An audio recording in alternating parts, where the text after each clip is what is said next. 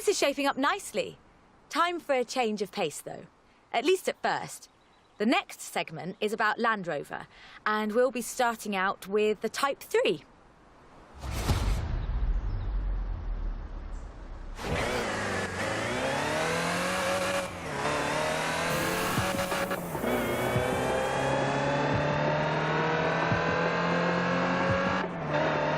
Land Rover, the British sports utility vehicle. But before that, they were actual utility vehicles.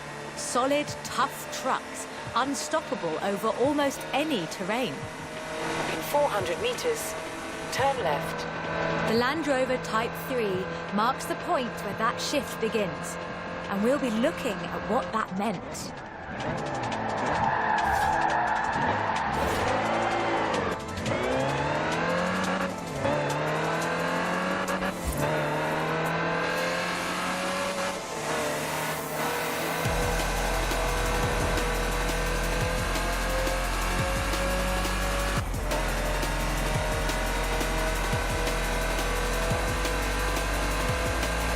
Land Rovers have taken on almost every task imaginable. They've been generators, tractors and ambulances. They've brought peace and carried medicines to disaster zones. They've even been buses. Over 500,000 Series 3s were built, and over 70% of those are still on the road today. They were extensively exported and built under license abroad. Belgium, South Africa, even Australia and New Zealand. With a robust chassis and signature Land Rover engineering, the Type 3 also marked the first time that buyers could choose interior options, like seat box protectors and cubby boxes.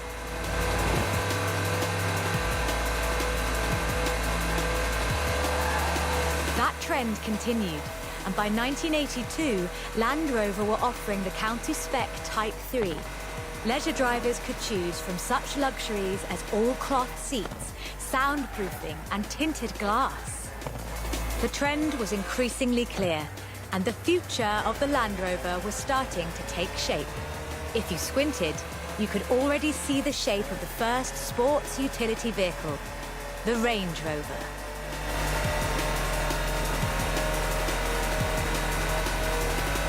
While the stock Type 3 would never be particularly fast uphill, there is almost no hill that it couldn't climb. Or down, for that matter, if you put a proper winch on it.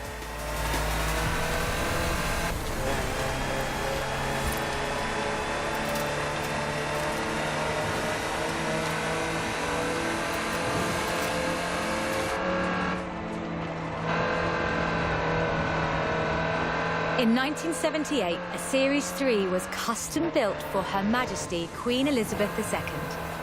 It only had 1,892 miles on the clock when it was auctioned into private hands.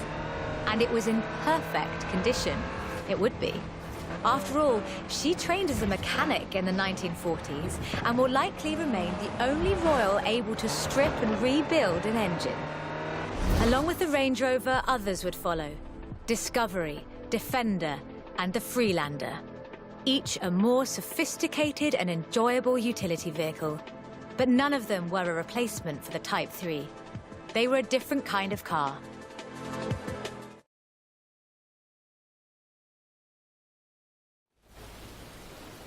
The Type 3 was arguably the first sports utility vehicle, an evolution of the design that would lead ultimately to this. The Bowler Nemesis, an off-road racing vehicle that turned into a production SUV, the Nemesis EXR.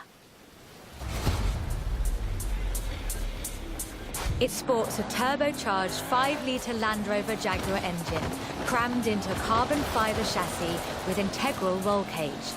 It even has the grille, headlights and rear lights from a Range Rover.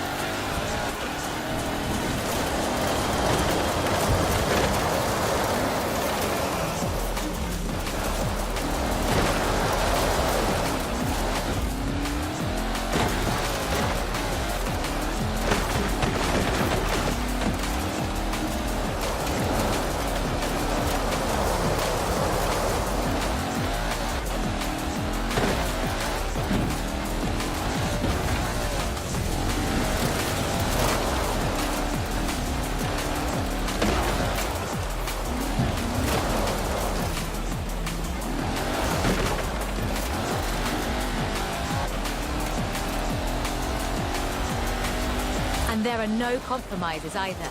With a 0 to 60 time of an unreal 4.2 seconds, all-wheel drive, and the ability to corner near instantly, the Nemesis provides adrenaline and sheer terror in equal measure. This is an all-terrain supercar. That's the only fair description for this. But that's what you get when you build an SUV with Land Rover DNA.